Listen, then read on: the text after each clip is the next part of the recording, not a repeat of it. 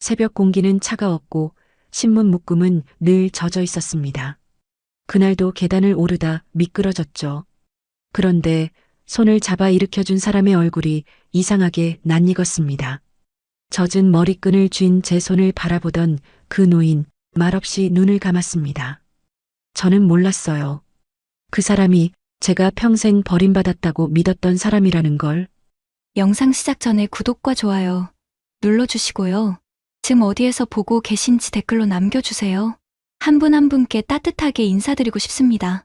새벽 5시 비는 여전히 내리고 있었어요. 오늘도 어김없이 저는 신문 더미를 어깨에 짊어지고 골목을 걸었습니다. 비닐로 꽁꽁 싸맨 신문들은 제 몸무게만큼이나 무겁더라고요. 23살, 이 나이에 이런 일을 한다는 게 부끄럽지 않냐고 묻는 사람도 있었습니다. 하지만 저는 그저 오늘 하루를 버티는 것만으로도 벅찼어요. 발밑에 빗물이 튀어 올랐습니다. 낡은 운동화는 이미 물에 젖어 찰랑거렸네요. 손은 시려웠지만 멈출 수가 없었어요. 익숙한 번지수들이 하나씩 지나갔습니다. 이 시간이면 모두가 잠든 시간이지만 저는 이제 막 하루를 시작하는 거죠. 편의점 야간 알바가 끝나면 바로 신문사로 달려가서 신문을 받습니다. 그리고는 이렇게 새벽 골목을 헤매는 거예요. 후, 입김이 하얗게 퍼졌어요. 날씨가 제법 쌀쌀해졌습니다. 손목에 감긴 낡은 머리끈이 살짝 흔들렸네요. 이 머리끈은 제가 가진 유일한 보물이에요. 보육원 선생님도 정확히는 모르신대요. 그냥 제가 왔을 때 이미 손목에 감겨 있었다고만. 그래서 저는 이걸 팔찌처럼 차고 다닙니다. 언젠가 그분이 저를 찾으러 오실지도 모르니까요. 걸음을 재촉했어요. 비가 점점 거세지고 있었습니다. 그때였어요. 발이 미끄러졌습니다. 아차 하는 순간 몸이 앞으로 쏠렸어요. 신문 더미가 와르르 쏟아졌네요. 무릎이 바닥에 부딪혔고 손바닥에 따끔한 통증이 퍼졌습니다. 차가운 아스팔트가 손에 와 닿았어요. 신문들이 여기저기 흩어졌네요. 아, 한숨이 절로 나왔습니다. 손바닥을 보니 까진 자국에서 피가 조금 배어 나왔어요. 아프긴 했지만 익숙한 통증이었습니다. 이런 일은 처음이 아니니까요. 비닐이 찢어진 건 아닌지 확인해야 했어요. 젖은 신문은 배달할 수 없으니까요. 그때 차 한 대가 제 앞에 멈춰 섰습니다. 헤드라이트가 눈부셨어요. 검은색 고급 세단이었네요. 이 새벽에 이 골목에 이런 차가 올 일은 없는데요. 저는 눈을 가늘게 떴습니다. 차 문이 열리더니 한 분이 급히 내리셨어요. 괜찮습니까? 나이 지긋한 목소리였습니다. 정장을 입은 노신사가 우산도 없이 비를 맞으며 제게 다가오셨어요. 78세쯤 되어 보이는 품이 있는 인상이었습니다. 회색 머리는 단정하게 빗어 넘기셨고 눈빛은 깊고 차분했어요. 제 또래 할아버지뻘 되시는 분이었네요. 아, 네, 괜찮습니다. 저는 얼른 손을 닦으며 일어나려 했어요. 부끄러웠습니다. 이런 모습을 보이다니요. 그런데 그분은 제 손을 잡아 일으켜 주셨어요. 따뜻한 손이었습니다. 오랜만에 느껴보는 온기였어요. 다치셨군요. 그분이 제 손을 살펴보셨어요. 저는 고개를 저었습니다. 괜찮아요. 이 정도는 아무것도 아니에요. 그분은 손수건을 꺼내 제 손을 닦아주셨어요. 정말 오랜만이었습니다. 누군가 저를 걱정해 주는 게요. 가슴 한쪽이 따뜻해지더라고요. 그런데 그분의 시선이 어느 순간 제 손목에 멈췄습니다. 정확히 말하면 제 손목에 감긴 머리끈을 보고 계셨어요. 얼굴 표정은 크게 변하지 않으셨어요. 하지만 뭔가 달라진 게 느껴졌습니다. 손수건을 쥔 손이 살짝 멈칫했거든요. 호흡이 한 박자 느려진 것 같기도 했고요. 저는 그 순간을 놓치지 않았습니다. 이거 신경 쓰이세요? 제가 먼저 물었어요. 그분은 잠시 망설이셨습니다. 아니요. 그냥 특이한 모양이라서. 그분의 목소리가 조금 낮아졌어요. 뭔가 숨기는 것 같았지만 제가 더 캐묻기는 어려웠습니다. 그저 낯선 분이었으니까요. 신문. 저는 서둘러 흩어진 신문들을 주었습니다. 그런데 그분도 함께 주우시기 시작했어요. 비에 젖은 신문을 하나하나 조심스럽게 모으셨습니다. 정장이 더러워지는데도 개의치 않으셨어요. 아니에요, 괜찮습니다. 제가 할게요. 아니요. 그분은 고개를 저으셨어요. 그리고는 말없이 신문을 주우셨습니다. 저는 왠지 모를 미안함이 밀려왔어요. 연세도 많으신 분이 이렇게까지 하셔야 하나 싶었거든요. 감사합니다. 제가 작게 말했어요. 그분은 고개만 끄덕이셨습니다. 빗소리만 가득한 새벽이었어요. 저희는 말없이 신문을 주었습니다. 묘한 시간이었어요. 낯선 분인데 왠지 낯설지 않은 기분이었거든요. 신문을 다 주었을 때 그분이 물으셨습니다. 매일 이렇게 돌리는 겁니까? 네. 새벽 5시부터 7시까지요. 힘들겠습니다. 저는 잠시 망설였어요. 힘들지 않다고 거짓말할 수도 있었습니다. 하지만 그날은 왠지 솔직해지고 싶었어요. 힘들어요. 너무 힘들어요. 그래도 살아야 하니까요. 그분의 눈빛이 깊어졌습니다. 슬픔 같은 게 어려 있었어요. 아니, 그보다 더 복잡한 감정이었네요. 마치 오래된 상처를 들여다보는 것 같은 눈빛이었습니다. 혼자 사십니까? 네. 보육원에서 자라서요. 이제는 혼자 살아요. 그분은 더 이상 묻지 않으셨습니다. 대신 주머니에서 명함 한 장을 꺼내셨어요. 떨리는 손으로요. 그걸 제게 건네셨습니다. 정혜준입니다. 혹시 힘든 일이 있으면 연락하십시오. 정혜준. 어디선가 들어본 것 같은 이름이었어요. 명함을 보니 대기업 회장이라고 적혀 있었습니다. 저는 놀라서 그분을 다시 봤어요. 회장님이 이 새벽에 왜 이 골목에 계셨을까요? 저한테 왜 이러세요? 그분은 대답 대신 잠시 저를 바라보셨습니다. 그리고는 중얼거리듯 말씀하셨어요. 그냥 그래야 할 것 같아서. 무슨 뜻인지 알 수 없었습니다. 하지만 그 목소리엔 깊은 무게가 실려 있었어요. 그분은 다시 차에 오르셨어요. 차가 천천히 떠나갔습니다. 저는 그 자리에 멍하니 서 있었어요. 손에는 비에 젖은 명함이 쥐어져 있었고요. 빗속에서 혼자 남겨진 저는 이상한 기분이 들었습니다. 신문 배달을 마치고 돌아오는 길, 저는 계속 그분을 생각했어요. 왜 제 손목의 머리끈을 그렇게 보셨을까요? 왜 그렇게 슬픈 눈빛이었을까요? 그리고 왜 명함을 주셨을까요? 고시원 방에 들어와 명함을 다시 봤습니다. 정혜준 회장. 낯선 이름인데 이상하게 마음 한구석이 저렸어요. 손목의 머리끈이 희미하게 빛났습니다. 그 빛을 보며 생각했어요. 혹시 이게 우연이 아닐까요? 혹시 그분이 제가 오래전부터 기다려온 그 사람일까요? 아니, 그럴 리 없겠죠. 하지만 마음 한구석에선 작은 기대가 피어올랐습니다. 오늘 아침 뭔가 달라질 것만 같았어요. 그날 이후 며칠이 지났습니다. 저는 여전히 새벽마다 신문을 돌렸고 낮에는 편의점에서 일했어요. 달라진 건 없었습니다. 아니, 하나 달라진 게 있었네요. 가끔 그분 생각이 났거든요. 정혜준 회장. 명함은 책상 서랍 깊숙이 넣어뒀지만 자꾸만 떠올랐습니다. 왜 그러셨을까요? 왜 제 손목의 머리끈을 그렇게 보셨을까요?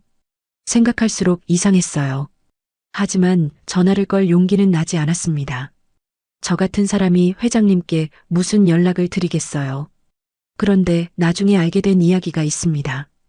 그날 그분은 저와 헤어진 후 곧장 회사로 향하셨대요. 새벽 6시였지만 회사에 가셔야 했답니다. 그런데 그날 하루 회장님은 정상이 아니셨다고 해요. 회의 중에도 멍하니 창밖만 보셨대요. 임원들이 보고를 해도 제대로 듣지 못하셨답니다. 그분의 머릿속엔 오직 하나만 맴돌았어요. 제 손목에 감긴 그 머리끈이요. 25년 전 자신이 직접 작은 손에 쥐어줬던 바로 그 머리끈 말이에요. 회장님, 괜찮으십니까? 비서 박도영이 조심스럽게 물었답니다. 65세의 비서는 회장님 곁을 40년 넘게 지켜온 사람이었어요. 그분만큼 회장님을 잘 아는 사람은 없었죠. 도영 씨, 회장님이 낮게 부르셨대요. 목소리가 떨렸답니다. 25년 전 서류 기억하십니까? 비서의 얼굴이 굳었다고 해요. 25년 전 서류라면 둘 다 알고 있는 그 일이었으니까요.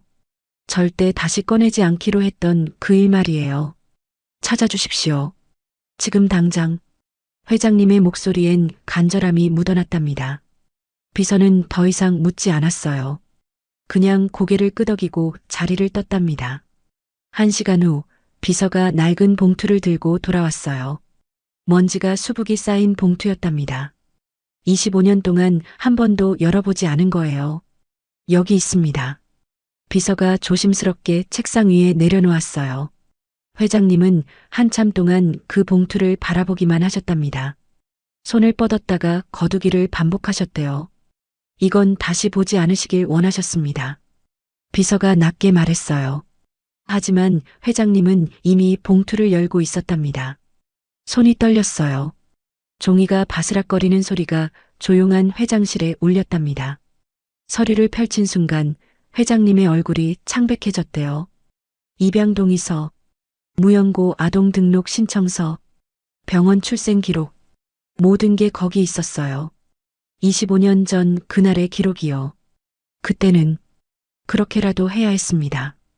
비서가 조용히 말했답니다. 하지만 회장님은 대답하지 않으셨어요. 그냥 서류를 뚫어지게 바라보셨답니다. 손수건을 꺼내 눈가를 닦으셨다고 해요. 봉투 끝에서 무언가 비쳤답니다. 희미하게 적힌 이름이요. 정윤아. 회장님은 그 이름을 손가락으로 천천히 따라 그으셨어요. 입술이 떨렸답니다. 윤아. 그 이름을 부르는 회장님의 목소리는 너무나 작았대요. 하지만 그 안에 담긴 감정은 무거웠답니다. 25년 동안 숨겨왔던 죄책감, 그리움, 후회가 한꺼번에 터져나왔어요. 혹시 그 아이가 회장님이 중얼거리셨대요. 비서는 아무 말도 하지 않았답니다. 둘 다 알고 있었어요. 그 가능성을 말이에요. 하지만 입 밖으로 꺼내기엔 너무 무서운 가능성이었죠. 저녁이 되어서야 회장님은 집으로 돌아가셨답니다. 평소보다 훨씬 늦은 시간이었어요. 운전기사도 이상하게 여겼대요. 회장님이 차 안에서 계속 무언가를 중얼거리셨거든요. 살아있을까? 정말 그 아이일까? 그날 밤 회장님은 잠을 이루지 못하셨답니다. 창밖을 보며 밤을 새우셨대요. 머릿속엔 제 모습이 계속 떠올랐답니다. 젖은 신문을 안고 쓰러져 있던 모습, 손목에 감긴 머리끈, 그리고 환하게 웃던 얼굴이요. 이 모든 이야기를 저는 나중에야 알았습니다. 그분이 직접 말씀해 주셨거든요.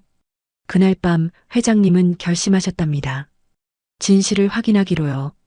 설령 그게 자신에게 가장 큰 벌이 될지라도 말이에요. 다음 날 아침 회장님은 다시 비서를 불렀어요. 그리고 말씀하셨답니다. 병원 기록을 찾아주십시오. 25년 전 그날의 모든 기록을요. 비서는 고개를 끄덕였어요. 그리고 조용히 물었답니다. 정말 확인하시겠습니까? 회장님은 창밖을 바라보며 대답하셨대요. 해야 합니다. 이제는요. 저는 그 시간에 무얼 하고 있었을까요? 아마 편의점에서 물건을 정리하고 있었을 거예요. 혹은 좁은 고시원 방에서 라면을 끓이고 있었을지도 모르죠. 평범한 하루였습니다. 그런데 그 순간 누군가는 제 과거를 파헤치고 계셨어요. 회장님은 오래된 병원 기록을 받아보셨답니다. 25년 전 자료라 찾기 쉽지 않았대요. 하지만 비서 박도영은 결국 찾아냈어요. 먼지 쌓인 파일 속에서 그날의 기록을요. 회장실 책상 위에 서류가 펼쳐졌답니다. 출생 기록, 혈액형, 출생 시각, 담당 의사 이름까지 모든 게 적혀 있었어요. 회장님은 떨리는 손으로 그 기록을 읽으셨답니다. 2000년 3월 15일 새벽 3시 27분. 제 생일이에요. 저는 그 날짜를 외우고 있었거든요. 보육원에서도 그렇게 알려줬으니까요. 하지만 자세한 시각까지는 몰랐어요. 새벽 3시 27분에 제가 태어났다는 걸요. 혈액형 AB형 RH. 이것도 맞았답니다. 저는 AB형이거든요. 헌혈할 때 알게 됐어요. 체중 2.8kg, 신장 48cm. 작은 아이였나 봐요. 미숙아는 아니었지만 평균보다 조금 작았답니다. 회장님은 그 숫자들을 보며 눈을 감으셨대요. 그날이 떠올랐답니다. 25년 전 회장님은 40대 중반이었어요. 아들 정민석은 26살이었죠. 젊고 철없던 나이였답니다. 그 아들이 어느 날 울며 찾아왔대요. 여자친구가 임신을 했다고요. 회장님은 당장 결혼시키려 했답니다. 하지만 아들이 거부했어요. 사랑하는 사이가 아니었거든요. 그저 한순간의 실수였다고 했답니다. 여자 쪽 집안도 가난했어요. 회장님 가문과는 맞지 않았죠. 결국 회장님이 결정을 내렸답니다. 아이를 낳게 하되 출생 즉시 입양 보내기로요. 그리고 세상에는 아이가 죽었다고 발표하기로 했어요. 그게 모두를 위한 최선이라고 생각했답니다. 출산 당일 회장님이 직접 병원에 가셨어요. 새벽이었답니다. 아이가 태어났다는 연락을 받고 달려가셨죠. 신생아실 유리창 너머로 작은 아기를 보셨답니다. 참 작았습니다. 나중에 회장님이 그렇게 말씀하셨어요. 손바닥만 한 아기였대요. 빨간 얼굴로 울고 있었답니다. 그 모습을 보는 순간 회장님의 가슴이 무너졌대요. 하지만 이미 결정한 일이었어요. 비서 박도영에게 지시를 내렸답니다. 무연고 아동으로 등록하고 입양 절차를 밟으라고요. 그리고 아무도 모르게 처리하라고요. 병원을 나서기 전 회장님은 신생아실에 다시 들어가셨답니다. 아기를 안아보고 싶으셨대요. 간호사가 조심스럽게 안겨줬답니다. 따뜻하고 작은 생명이었어요. 회장님은 주머니에서 무언가를 꺼내셨답니다. 오래된 머리끈이었어요. 돌아가신 어머니의 유품이었죠. 유일하게 남은 어머니의 흔적이었답니다. 그걸 아기의 작은 손에 쥐어주셨대요. 미안하구나. 회장님이 속삭이셨답니다. 아기는 울음을 그쳤어요. 작은 손으로 머리끈을 꼭 쥐었답니다. 그 모습을 본 회장님은 눈물을 참을 수 없었대요. 병원을 나서며 회장님은 비서에게 말씀하셨답니다. 절대 찾지 마십시오. 이 일은 없던 일로 하십시오. 비서는 고개를 끄덕였어요. 그리고 그날부터 25년간 그 약속을 지켰답니다. 하지만 회장님은 평생 그 아이를 잊지 못하셨어요. 매년 3월 15일이 되면 혼자 술을 드셨답니다. 아무에게도 말하지 않고요. 이제 회장실에서 그 기록을 다시 보고 계신 거예요. 모든 게 일치했답니다. 날짜, 시각, 혈액형, 출생 병원까지요. 그리고 무엇보다 결정적인 건 그 머리끈이었어요. 살아있었구나. 회장님이 중얼거리셨답니다. 서류를 꽉 쥐셨어요. 종이가 구겨졌답니다. 눈물이 떨어져 글씨가 번졌어요. 내가 버린 아이가 살아있었어. 비서 박도영이 옆에 서 있었답니다. 그도 눈가가 붉어졌어요. 40년을 함께한 두 사람은 말없이 그 자리에 서 있었답니다. 회장님, 이제 어쩌시겠습니까? 비서가 조심스럽게 물었어요. 회장님은 창밖을 보셨답니다. 저 멀리 도시의 불빛이 반짝이고 있었어요. 어딘가에서 제가 살고 있을 그 도시요. 만나야겠지요. 하지만 회장님이 말을 멈추셨답니다. 어떻게 만나야 할지 몰랐어요. 뭐라고 말해야 할지도요. 25년 만에 나타나서 할아버지라고 할 순 없잖아요. 게다가 저는 자신이 버린 아이라는 걸 알게 되면 어떻게 반응할까요? 살아있었다면 그게 버리지. 회장님이 쓴웃음을 지으셨답니다. 평생 숨기며 살았는데 이제 그 진실이 눈앞에 나타난 거예요. 도망칠 수도 없고 외면할 수도 없는 벌이었답니다. 저는 그날도 평소처럼 살았습니다. 새벽 5시에 일어나 신문을 돌렸어요. 낮 12시부터는 편의점에서 일했고요. 밤 10시에 퇴근해서 고시원에 돌아왔습니다. 하루하루가 똑같았어요. 편의점 일은 단조로웠습니다. 물건 정리하고 계산하고 청소하고 가끔 취객이 들어와 시비를 걸기도 했어요. 하지만 참았습니다. 이 일마저 잃으면 안 되니까요. 유나야, 오늘도 고생했어. 편의점 사장님이 퇴근하며 말씀하셨어요. 좋은 분이었습니다. 제 사정을 알고도 꾸준히 일자리를 주셨거든요.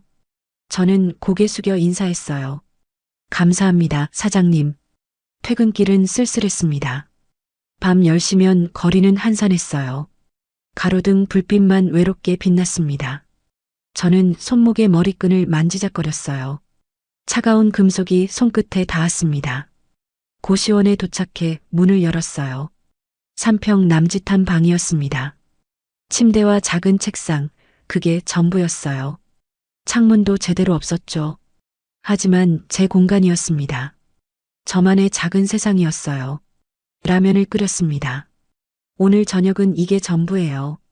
계란 하나를 넣었습니다. 그나마 영양을 챙기려고요. 뜨거운 국물을 후후 불며 먹었어요. 맛있었습니다. 배고플 땐 뭐든 맛있거든요. 라면을 다 먹고 설거지를 하는데 머리끈이 풀렸습니다. 금속이 바닥에 떨어지며 맑은 소리를 냈어요.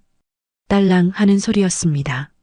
저는 얼른 주워 다시 손목에 감았어요. 다음 날 새벽 저는 신문사로 갔습니다. 신문을 받으려고요. 신문사 사장님인 송만호 씨가 계셨어요. 55세쯤 되는 인정 많은 분이었습니다.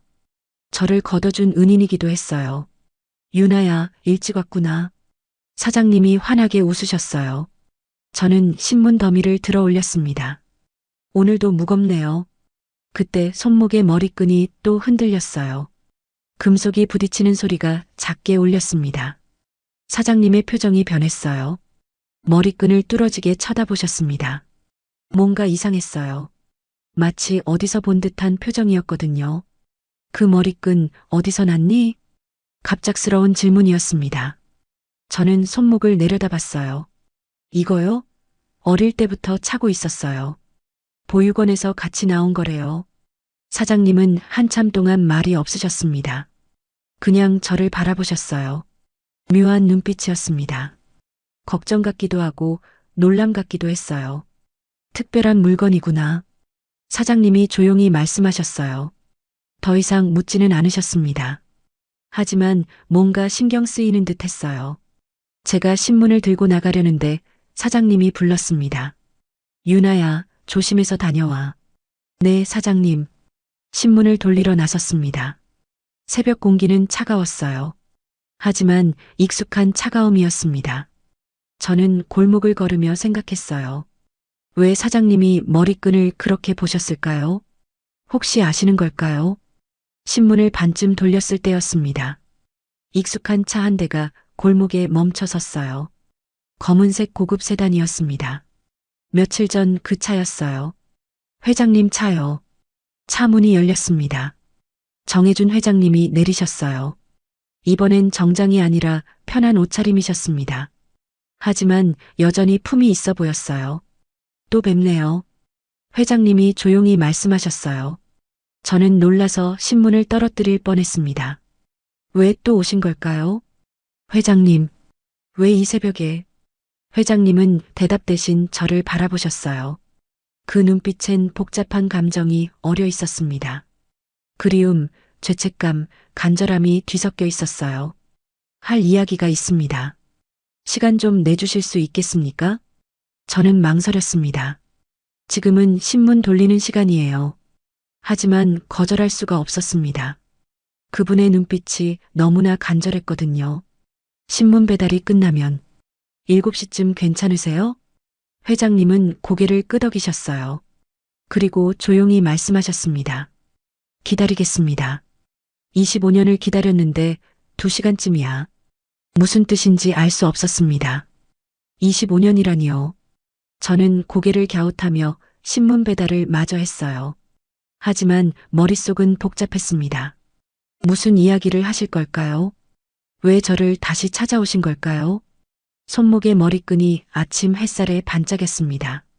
이상하게도 오늘따라 더 빛나 보였어요. 뭔가 큰일이 벌어질 것만 같았습니다. 7시가 되어 신문 배달을 마쳤습니다. 회장님은 약속대로 기다리고 계셨어요. 작은 카페 앞에 차를 세워두고 계셨습니다. 저를 보시더니 조용히 미소 지으셨어요. 수고하셨습니다. 괜찮아요. 저는 그분을 따라 카페로 들어갔습니다. 이른 아침이라 손님이 없었어요. 회장님이 따뜻한 음료를 주문해 주셨습니다. 저는 감사하다고 말하며 자리에 앉았어요. 회장님은 한참 동안 말이 없으셨습니다. 그냥 저를 바라보기만 하셨어요. 뭔가 말하고 싶은데 어떻게 시작해야 할지 모르는 표정이었습니다. 저도 어색해서 음료만 홀짝였어요. 혹시 회장님이 입을 여셨어요. 목소리가 떨렸습니다. 생일이 언제입니까? 갑작스러운 질문이었습니다. 저는 고개를 갸웃했어요. 3월 15일인데요. 왜 물으시는지. 회장님의 얼굴이 창백해졌습니다. 손에 든 컵이 살짝 흔들렸어요. 뭔가 큰 충격을 받으신 것 같았습니다. 그때 회장님의 휴대폰이 울렸어요. 급한 전화인 듯 했습니다. 회장님은 잠시 실례한다며 전화를 받으셨어요. 그런데 통화 내용을 듣는 순간 얼굴이 더 굳어지셨습니다. 지금 갑니다. 짧은 대답만 하시고 전화를 끊으셨어요. 그리고는 저를 보며 말씀하셨습니다. 죄송합니다. 급한 일이 생겨서 다음에 다시 뵙겠습니다. 회장님은 서둘러 자리에서 일어나셨어요. 하지만 문 앞에서 돌아보며 한마디 더 하셨습니다. 유나 씨, 꼭 다시 만나야 합니다. 꼭요. 그 목소리엔 간절함이 가득했어요. 저는 고개를 끄덕였습니다. 무슨 일인지는 몰라도 그분이 힘들어 하신다는 건 알 수 있었거든요. 나중에 알게 된 이야기입니다. 그날 회장님이 받은 전화는 병원에서 온 거였대요. 비서 박도영이 위독하다는 연락이었습니다. 회장님은 급히 병원으로 달려가셨어요. 병실 문을 열었을 때 박도영은 이미 의식이 희미했답니다. 산소호흡기를 끼고 누워 계셨대요. 65세의 비서는 평생 회장님 곁을 지켰습니다. 이제 그 생이 끝나가고 있었어요. 도영 씨, 회장님이 침대 옆에 앉으셨답니다. 비서의 손을 잡으셨어요. 차가운 손이었답니다. 비서의 손에 편지 한 통이 쥐어져 있었대요. 회장님 앞으로 쓴 편지였습니다. 간호사가 조심스럽게 건네줬어요. 회장님은 떨리는 손으로 봉투를 열었답니다. 편지를 읽는 회장님의 눈에서 눈물이 흘렀답니다. 거기엔 25년간 숨겨온 진실이 적혀 있었어요. 비서가 고백하고 있었습니다. 그날의 일을요. 회장님 용서해 주십시오. 저는 회장님 지시대로 아이를 무연고로 등록했습니다. 하지만 평생 죄책감에 시달렸습니다. 그 아이를 찾아가고 싶었지만 두려워서 가지 못했습니다. 편지엔 이렇게 적혀 있었답니다. 비서도 평생 그 아이를 잊지 못했던 거예요. 회장님만큼이나요. 그 아이는 지금 어딘가에서 살고 있을 겁니다. 아마도 힘들게 살고 있겠지요. 제가 제대로 된 곳에 보내지 못한 탓입니다. 회장님, 이제라도 찾아주십시오. 그 아이에게 진실을 말씀해 주십시오. 편지 끝에는 이렇게 적혀 있었답니다. 그 아이는 아직 그 머리끈을 차고 있습니다. 제가 최근에 확인했습니다. 회장님은 편지를 읽고 또 읽었답니다. 눈물이 종이 위로 떨어져 글씨가 번졌어요. 비서는 알고 있었던 거예요. 제가 살아있다는 걸요. 머리끈을 차고 있다는 걸요. 도영 씨, 왜 말하지 않았습니까? 회장님이 울먹이며 물으셨답니다. 하지만 비서는 더 이상 대답할 수 없었어요. 숨소리가 점점 약해지고 있었습니다. 간호사가 들어와 상태를 확인했어요. 그리고 조용히 말했답니다. 얼마 남지 않으셨습니다. 회장님은 비서의 손을 꽉 잡으셨답니다. 40년을 함께한 동료이자 친구였어요. 그분과의 마지막 순간이었습니다. 고맙소. 평생 고마웠소. 회장님이 속삭이셨답니다. 비서는 희미하게 미소 지었대요. 그리고 천천히 눈을 감았답니다. 숨소리가 멈췄어요. 회장님은 한참 동안 그 자리에 앉아 계셨답니다. 비서의 손을 잡은 채로요. 눈물이 계속 흘러내렸어요. 슬픔과 죄책감, 그리움이 한꺼번에 밀려왔답니다. 침대 옆 탁자에 작은 쪽지가 하나 더 있었답니다. 비서가 남긴 마지막 메시지였어요. 거기엔 이렇게 적혀 있었답니다. 그 아이가 살아 있습니다. 회장님은 그 쪽지를 품에 넣으셨답니다. 그리고 병실을 나오셨어요. 복도에 혼자 서서 창밖을 보셨답니다. 하늘은 맑았어요. 비서가 떠난 아침이었습니다. 저는 그날 이 모든 일을 몰랐습니다. 그냥 평소처럼 하루를 보냈어요. 편의점에서 일하고 저녁엔 고시원에 돌아왔습니다. 손목에 머리끈을 만지작거리며 생각했어요. 회장님이 왜 그렇게 급히 가셨을까요? 무슨 일이 있으셨을까요? 며칠 후 회장님에게서 연락이 왔습니다. 다시 만나자는 내용이었어요. 이번엔 제대로 이야기를 나누고 싶다고 하셨습니다. 저는 알 수 없는 불안함을 느꼈어요. 하지만 거절할 수 없었습니다. 그분의 목소리엔 절박함이 담겨 있었거든요. 회장님은 조용한 식당을 예약하셨습니다. 개인실이 있는 곳이었어요. 저는 처음 가보는 고급 식당이었습니다. 문을 열고 들어가니 회장님이 이미 앉아 계셨어요. 와주셔서 고맙습니다. 회장님이 일어나 인사하셨어요. 평소보다 많이 수척해 보이셨습니다. 며칠 사이 더 늙으신 것 같았어요. 앉으십시오. 저는 자리에 앉았습니다. 테이블 위엔 따뜻한 음식들이 차려져 있었어요. 회장님이 직접 주문하신 거였습니다. 많이 드십시오. 힘든 일을 하시니 영양을 챙기셔야죠.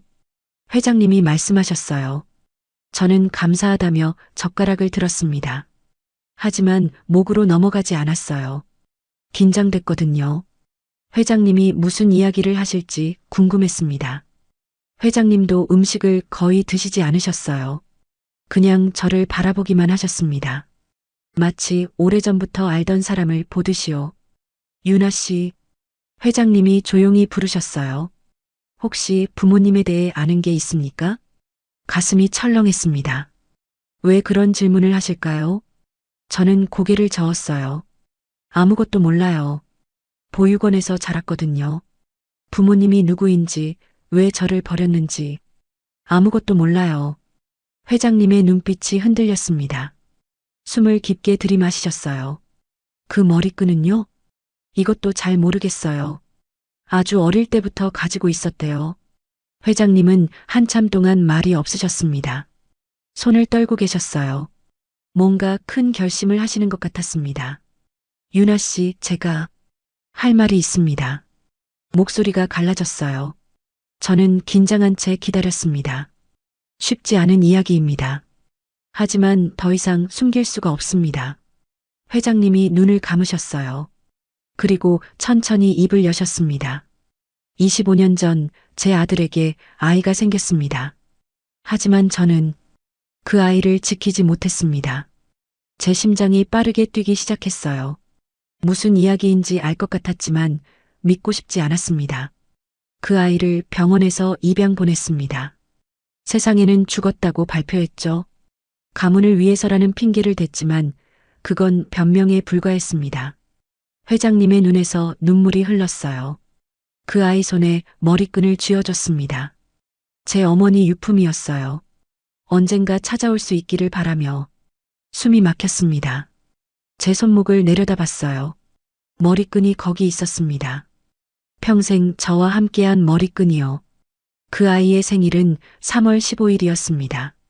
새벽 3시 27분에 태어났죠. 제 생일이었어요. 정확한 시각까지요. 혈액형은 AB형이었습니다. 저도 AB형이에요. 그리고 그 아이의 이름은 정윤아였습니다. 세상이 멈춘 것 같았습니다. 회장님이 무슨 말씀을 하시는지 알았어요. 하지만 받아들일 수가 없었습니다. 지금 뭐라고 하셨어요? 제 목소리가 떨렸습니다. 회장님은 자리에서 일어나셨어요. 그리고 제 앞에 무릎을 꿇으셨습니다. 용서해라 유나아. 내가 너의 할아버지란다. 머리가 하얘졌습니다. 아무 생각도 나지 않았어요.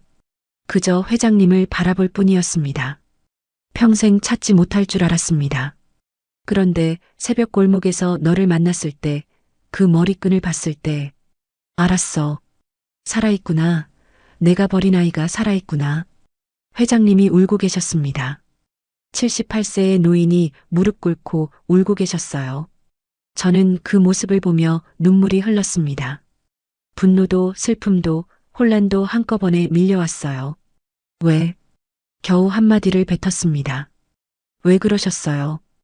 회장님은 대답하지 못하셨습니다.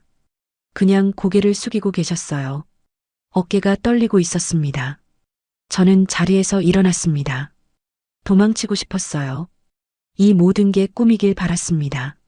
하지만 현실이었어요. 제 앞에 무릎 꿇은 회장님이 제 할아버지라는 사실이요. 식당을 뛰쳐나왔습니다. 숨이 막혔어요. 거리를 정처 없이 걸었습니다. 머릿속이 복잡했어요. 할아버지라니요. 제 할아버지라니요. 평생 궁금했습니다. 제 부모님이 누구인지, 왜 저를 버렸는지요. 밤마다 상상했어요. 언젠가 찾아와 미안하다고 말해주길 바랐습니다. 하지만 이렇게 진실을 알게 될 줄은 몰랐어요. 고시원으로 돌아와 방문을 잠갔습니다. 침대에 주저앉았어요. 손목에 머리끈을 바라봤습니다. 평생 제 곁에 있던 이 머리끈이 그분이 쥐어준 거였어요. 찾아오라는 표식이었던 거죠. 며칠이 지났습니다. 회장님에게서 연락이 왔지만 받지 않았어요. 신문 배달도 제대로 하지 못했습니다. 정신이 없었거든요. 송만호 사장님이 걱정하셨지만 말할 수가 없었어요. 일주일쯤 지났을까요? 회장님이 직접 찾아오셨습니다. 고시원 앞에서 기다리고 계셨어요. 비를 맞으면서요. 유나 씨, 회장님이 저를 보시더니 안도의 한숨을 쉬셨어요. 많이 수척해지셨더라고요. 일주일 사이 더 늙으신 것 같았습니다. 돌아가세요. 저는 차갑게 말했습니다. 하지만 회장님은 고개를 저으셨어요. 할 말이 있습니다. 부디 들어주십시오. 저는 한숨을 쉬었어요. 그리고 근처 공원으로 갔습니다. 비를 피할 수 있는 정자가 있었거든요. 말씀하세요. 저는 짧게 말했습니다. 회장님은 긴 한숨을 내쉬셨어요. 변명하려는 게 아니고, 다만, 유나가 알아야 할 것들이 있다. 회장님이 천천히 이야기를 시작하셨어요. 25년 전 그날의 이야기를요. 아들이 실수로 아이를 갖게 됐다는 것, 가문의 체면 때문에 아이를 숨겼다는 것, 입양 보내기로 결정했다는 것이요. 병원에서 너를 봤을 때 너무 작았다. 손바닥만 했어요. 안아보고 싶었지만 이미 결정한 일이었습니다. 회장님의 목소리가 떨렸어요. 머리끈을 쥐어줬습니다. 언젠가 찾아올 수 있기를 바라며요. 하지만 찾아가지 못했습니다. 용기가 없었어요. 저는 말없이 들었습니다. 화가 났지만 한편으론 슬펐어요. 평생 후회하며 살았습니다. 매년 너의 생일이 되면 혼자 술을 마셨어. 살아있을까, 건강할까, 행복할까? 매일 궁금했습니다. 회장님이 저를 보셨어요. 눈물이 가득했습니다. 그러다 새벽 골목에서 너를 만났다. 머리끈을 보는 순간 알았어. 살아있구나. 내 손녀가 살아있구나. 할아버지, 손녀. 낯선 단어들이었습니다. 저는 평생 가족이 없었거든요. 그런데 갑자기 할아버지가 생겼다니요. 미안합니다. 정말 미안합니다. 회장님이 다시 무릎을 꿇으셨어요.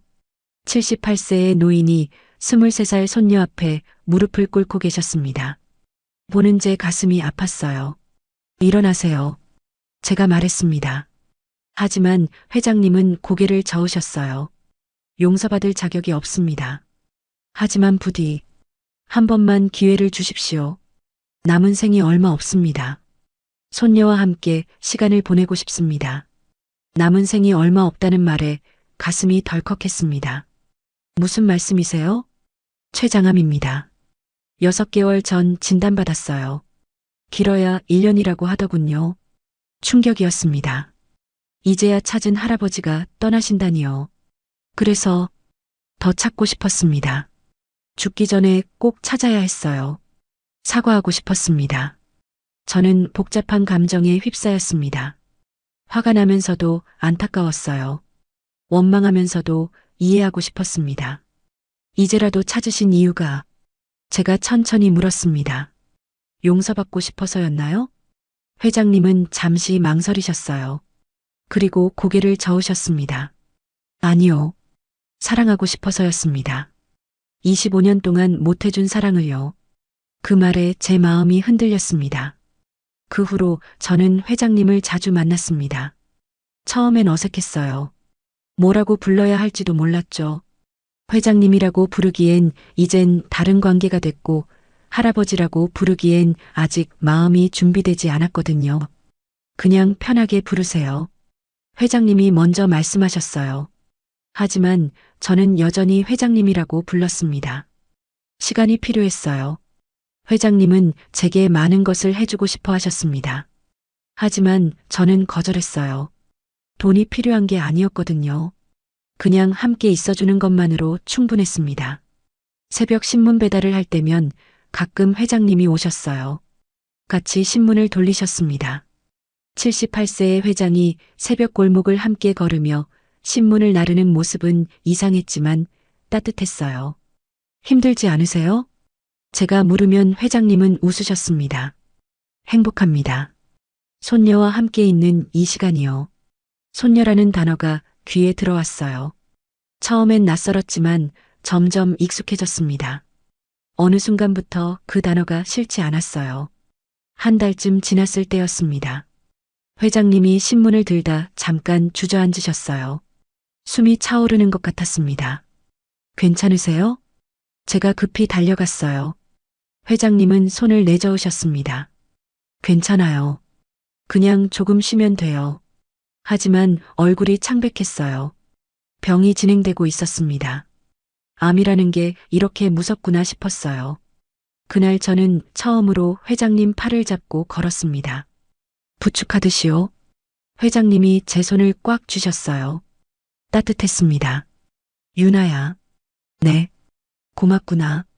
별 말씀을요. 짧은 대화였지만 뭔가 달라진 게 느껴졌어요. 저도 조금씩 마음을 열고 있었습니다. 2달이 지났습니다. 회장님의 건강이 급격히 나빠지셨어요. 병원에 입원하셨습니다. 저는 퇴근 후 매일 병문안을 갔어요. 유나야 왔구나. 회장님이 환하게 웃으셨습니다. 창백한 얼굴이지만 여전히 따뜻한 미소였어요. 네, 오늘은 죽 사왔어요. 제가 보온병을 내밀었습니다. 회장님이 고개를 끄덕이셨어요. 고맙다. 내가 해준 거니? 네. 그럼 더 맛있겠구나. 저는 죽을 떠서 회장님께 드렸습니다. 천천히 한 숟가락씩요. 회장님은 눈을 감고 드셨습니다. 행복해 보이셨어요. 유나야. 네. 나를 뭐라고 부르고 싶니? 갑작스러운 질문이었습니다. 저는 잠시 망설였어요. 사실 진작 알고 있었거든요. 뭐라고 부르고 싶은지요. 할아버지. 작은 목소리였습니다. 하지만 회장님은 들으셨어요. 눈가에 눈물이 고였습니다. 다시 한 번만 불러줄래? 저는 고개를 끄덕였어요. 이번엔 좀 더 크게요. 할아버지. 회장님이 제 손을 잡으셨습니다. 울고 계셨어요. 78세 노인이 23살 손녀 앞에서 아이처럼 울고 계셨습니다. 고맙다. 정말 고맙구나. 저도 눈물이 났어요. 이제야 진짜 할아버지를 얻은 것 같았거든요. 다음 날부터 저는 자연스럽게 할아버지라고 불렀습니다. 처음엔 어색했지만 금방 익숙해졌어요. 할아버지도 행복해 하셨습니다.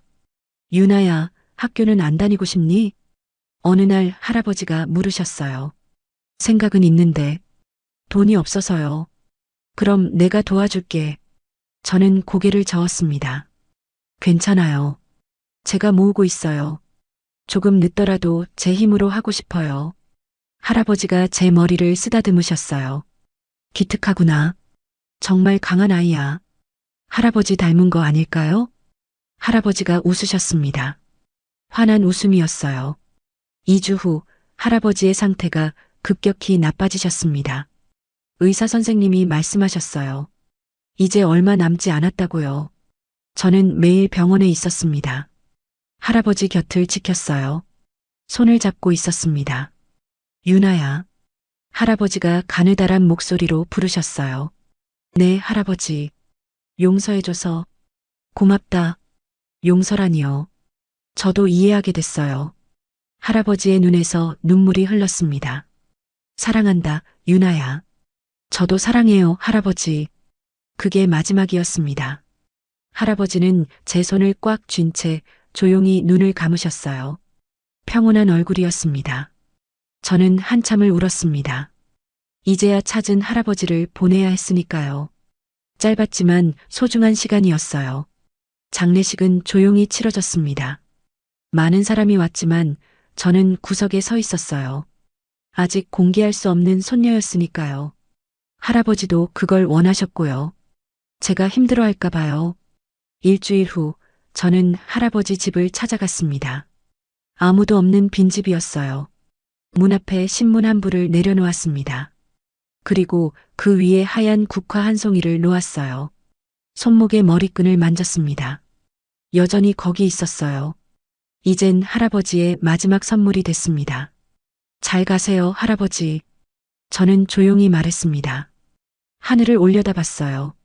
구름 사이로 햇살이 쏟아지고 있었습니다. 이제 괜찮아요.